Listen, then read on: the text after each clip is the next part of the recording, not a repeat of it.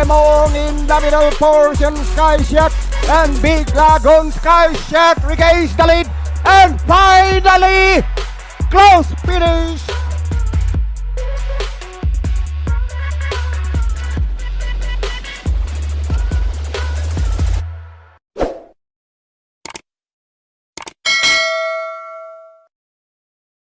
Good day bayang karerista, welcome back sa ating channel dito sa Karera sa Pinas. Tayo ulit ay magbibigay ng tips at analysis para sa gaganaping karera ngayong araw ng Biyernes, March 6, 2026 dito pa rin sa racetrack ng Metro Manila Turf Club sa Malbar, Batangas. Ang mga karera ay magsisimula ulit ng alas 5:30 ng hapon. Meron tayong 7 karera na paglalaban-labanan sa distansyang 1200 meters. Meron tayong isang set ng winner take all, isang set ng pick 6, isang set ng pick 5, at isang set ng pick 4. Syempre, yung mga iba't iba pa nating exotics. Pagpasensyaan nyo na yung boses ko, medyo under the weather na tayo ng 2 days. Recap lang tayo sa nangyaring karera kagabi. Napakahirap ng karera, nagkadiaduhan sa pagkakapanalo nila Primavera Footloose, King James kung saan na-upset niya yung outstanding favorite na si Iron Edge. Ganun na din yung last race na si Money for Gabriel na nagpaganda at nagpalaki sa mga dividendo natin kagabi. Pero sana nakuha nyo yung tip natin kahapon na first double. Merlo kay Falls at Primavera. Nagbigay pa ata ng 40 pesos sa 5.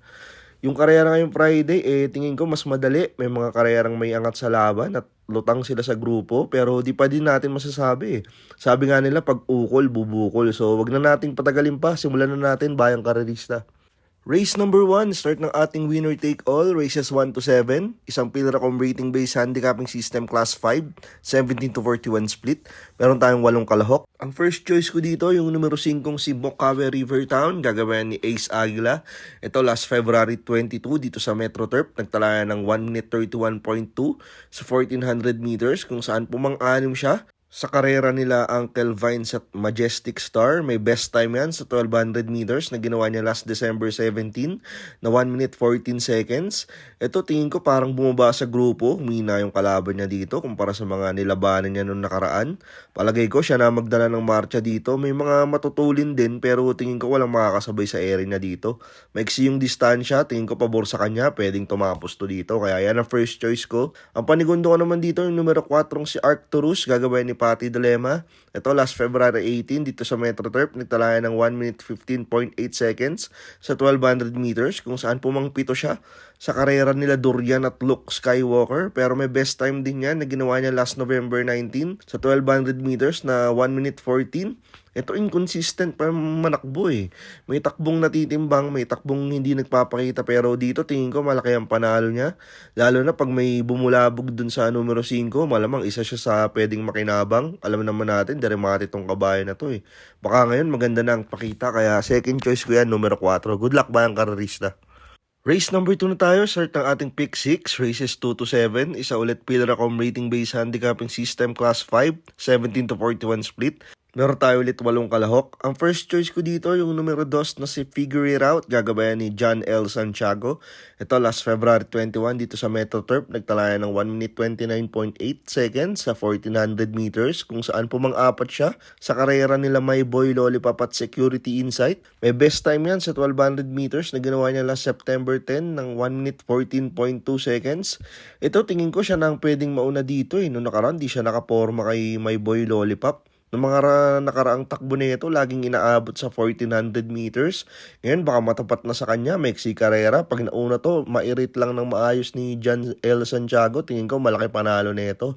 Ang second choice ko dito, yung numero 4 si Tawi-Tawi Island. Gagabayan naman ni Pati Dilema. Ito, last February 22, dito rin sa Metro Turf. Nagtalaya ng 1 minute 30.8 seconds sa 1400 meters kung saan nasigundo siya sa karera nila Buwayang Bato. Ito, may best time din na ginawa niya last year na 1 minute 14. Tingin ko, magmula nung si Pati ang umawak na ito, always in the money ito. Laging segunda, tersera. Improving tong kabayo na to. Nagamayan na talaga ni Pati. Baka ngayon matapat na at mapanalo niya na to sa wakas. Pwedeng ito ang makaremate dyan kung may bubulabog or makikipag-ubusan si Figure It Out sa unahan. Kaya yan ang second choice ko, diado pa. Good luck bayang karerista. Race number 3 na tayo. Start ng ating pick 5, races 3 to 7. Isang Pilracom rating based handicapping system class 4, 42 to 56 split. Meron tayong 8 kalahok. Ang first choice ko dito, yung numero 4 si Just a Touch, gagabayan ni Jana Alvin Guse. Ito last February 21, dito rin sa Metro Turf, nagtalaya ng 1 minute 28.6 seconds sa 1400 meters, kung saan nasigundo siya kay Catania. May barrier run yan sa 1200 meters na ginawa niya last November 29 na 1 minute 14.4. Ito magaganda na yung pinapakita lately, isang tersero, isang segundo. Ngayon binigay na kay Jan Alvin Guse. Noong nakaraan, inaabot lang to ni Catania eh. Dito sa karerang to, maraming matulin. Tingin ko pwedeng isunod lang to ni Alvin. Baka mag-abang-abang lang to. Tingin ko pwedeng manalo na to dito. Ang panigundo ko naman dito yung numero 2 na si Tough Feeling. Ito gagabayan ni Jigger L. Paano last February 22 dito rin sa Metro Turf. Nagtalaya ng 1 minute 30.6 seconds sa 1400 meters kung saan pumangwalo sa karera nila high maintenance at controller. May best time yan sa 1200 meters na ginawa niya last December 17 dito rin sa Metro Turf na 1 minute 13.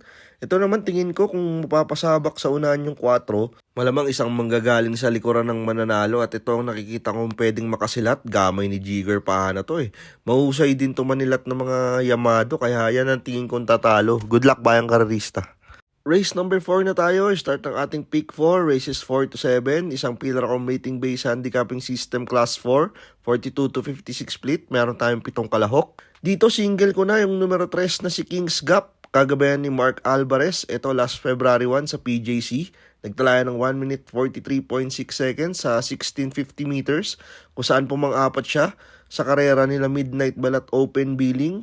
Ito puro PJs yung latest runs niya. Yung huli dyan, yun nga, yung Commissioner's Cup 2 kung saan pumang-apat siya kila Midnight Bell. Actually, nayamado siya dun eh. Ang haba din ng binandera nito. Kaya tingin ko naubos din pagdating sa rekta. Ngayon, cambio hinete. Mark Alvarez na ang rerenda. Maiksi ang karera. Tingin ko lutang siya sa grupong to.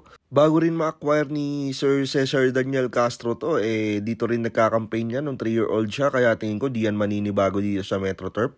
Kaya single ko na yan, numero 3, Kings Cup. Good luck bayang karerista. Race number 5 na tayo, last daily double plus 1, isang Pilracom rating based handicapping system class 5, 17 to 41 split. Meron tayong 8 kalahok.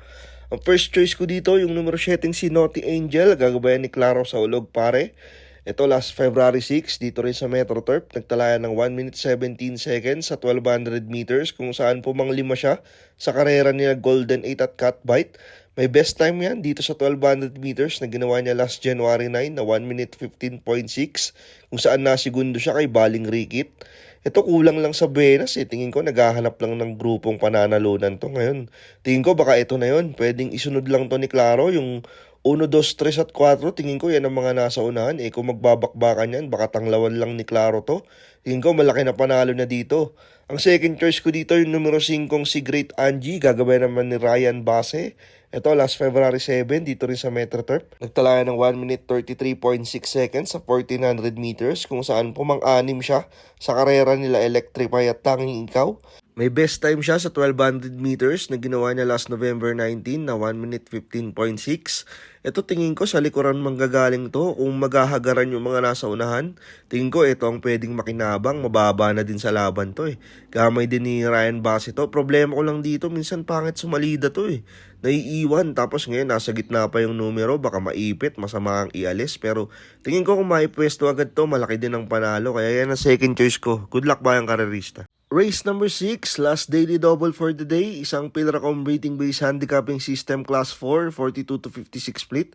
Meron tayong 8 kalahok. Dito single kulit yung sakay ni Jeff Sarate, numero 7 si Every Sweat Counts. Last February 14 sa PJC, nagtalaya ng 1 minute 25 seconds sa 1400 meters kung sana segundo siya kay Every 4 years. Ito ang bigat ng kinalaban niya ito nung nakaraan. Talagang pinalakas din niya yung kwartos ni Every 4 years nun. Talaga sinubukan niya. Ngayon, balik na kay Jeff. Siya nagpapanalo dito. Tingin ko kahit nandyan yung dos, mas veterano ng manakbo to Itong sakay ni Tagulaw. Kaya single ko na yan dyan. Problema lang dito kung maglalaban sila ng isa ng dos. Baka iba makinabang. Pero ako palakasan na lang ng loob. Single ko na yan. Numero 7, Every Sweat Counts. Good luck bayang karerista. Race number 7, last race for the day. Isang Pilracom rating based handicapping system class 4, 42 to 56 split. Pero tayong 8 kalahok. Dito single ulit ako, numero 2 na si Right or Wrong, gagabayan ni John L. Santiago. Ito last run niya, last February 21, dito rin sa Metro Turf. Nagtalayan ng 1 minute 29.8 seconds sa 1400 meters kung saan tumersera siya sa karera nila Matikas at Stripe of Pink. Ito 2 beses na nabitin to nung last run niya. Kala ko para sa kanya na yun yung karera na yun, pero lakas ng dating ni Matikas Ngayon feel ko gumaan yung laban, maraming matutulin sa unahan. Feel ko pwedeng striking distance lang to. Balya-balya, tingin ko ngayon makakaraos na to. Saka para sa akin mababa talaga siya dito. Baka makadalawang panalo ngayong Friday itong si John L. Santiago, pero kayo pa rin masusunod para tingan kung mas marami, mas maganda para sure ball, di ba? Good luck bayang karerista. At syempre, bago tayo matapos, shoutout muna tayo. Shoutout kay Boss Generoso Martin. Pinapa-shoutout niya yung mga apo niyang si Stan, Shad at Sway. Ayan, pagbati mula kay Boss Generoso Martin. Syempre, kung yung mga gusto magpa-shoutout, comment lang kayo dyan sa comment section natin para sa next video natin, kayo naman ang mabati. Sa mga nagtatanong pala ng race rewind natin, kasi lately madami ako nakikitang nagtatanong. Ang race rewind po natin ay tuwing PJC lang po muna. Bakasyon po tayo every MMTCI Racing Week sa kadahilan ng maigpit po si YouTube at si Metro Turf. At nare-respeto po natin yun.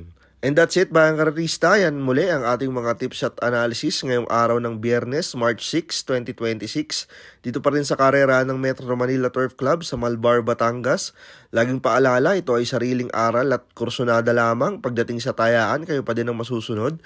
Maraming salamat sa patuloy niyong pagsuporta dito sa karera sa Pinas. Makatulong sana itong mga giya natin at magsitama sana kayong lahat. At good luck bayang karerista.